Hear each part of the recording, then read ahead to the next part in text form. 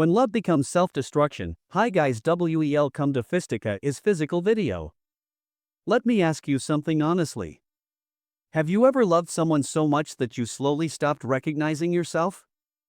Like your world started shrinking, your needs got quieter, and somehow their happiness became more important than your own survival? Yeah. That's not romance. That's when love quietly starts turning into self-destruction. Nobody wakes up one day and says, I want love to ruin me. It happens slowly. Softly. Almost politely. At first, it feels beautiful. You care deeply. You give more. You compromise. You tell yourself, this is what real love looks like. But one day, you realize you're exhausted, and you don't remember the last time you felt okay. Here's the tricky part. Love doesn't become self-destructive because you love too much. It becomes self-destructive when you forget yourself while loving someone else. Let's talk about how that actually happens. It usually starts with overgiving. You cancel your plans. You adjust your schedule. You ignore your discomfort. You say yes when you want to say no. And you tell yourself, it's fine. I'm just being supportive. But slowly, support turns into sacrifice, and sacrifice turns into silence. Here's a simple example. Imagine lending someone $10 once. No problem. Now imagine lending them $10 every day, while you're struggling to eat. At some point, generosity stops being kindness and starts becoming self-harm. Love works the same way. Another sign love becomes self-destructive is when peace feels boring and chaos feels normal.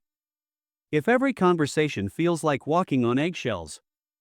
If your mood depends on their tone. If you're constantly anxious but tell yourself, this is just how relationships are. That's not love. That's emotional survival mode. And let's add a little humor here, because this part hurts. You know it's bad when you start saying things like, they're not toxic, they're just misunderstood. Or, they only hurt me because they love me. Congratulations, your brain is now working overtime to protect a situation that's hurting you. One of the biggest reasons love becomes self-destructive is fear. Fear of being alone. Fear of starting over. Fear that this is the best you'll ever get.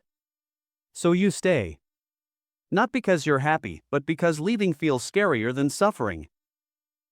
And slowly, your standards drop, but your tolerance for pain goes up. Another dangerous moment is when love starts affecting your self-worth. You stop asking, is this good for me? And start asking, what can I do to be enough? That's the moment love shifts from connection to addiction. You're no longer choosing them. You're chasing validation. And the scariest part? You don't even realize it's happening because you call it loyalty. Let's be clear about something important. Loving deeply is not a weakness. But staying where you're constantly drained, ignored, or emotionally shrinking, that's not strength either. Healthy love feels steady. Unhealthy love feels intense. Healthy love brings clarity. Self-destructive love brings confusion. Healthy love adds to your life. Self-destructive love slowly replaces your life. If you've ever felt like you're losing sleep, losing confidence, losing joy, but still saying, I love them. This video is not here to judge you. It's here to wake you up gently. Because love should not require you to disappear. And here's the part nobody likes hearing, but needs to. Sometimes the most loving thing you can do is stop loving in a way that's killing you emotionally. That doesn't mean you stop caring. It means you stop abandoning yourself. Real love doesn't ask you to suffer to prove it's real. It doesn't punish you for having needs. It doesn't make you feel small for wanting peace. If love is costing you your mental health, your self-respect, and your identity, it's not love anymore. It's a lesson. And lessons are meant to be learned, not lived forever. So if you're watching this and quietly thinking, I feel seen, but I'm scared. That's okay. Awareness is the first step out of self-destruction.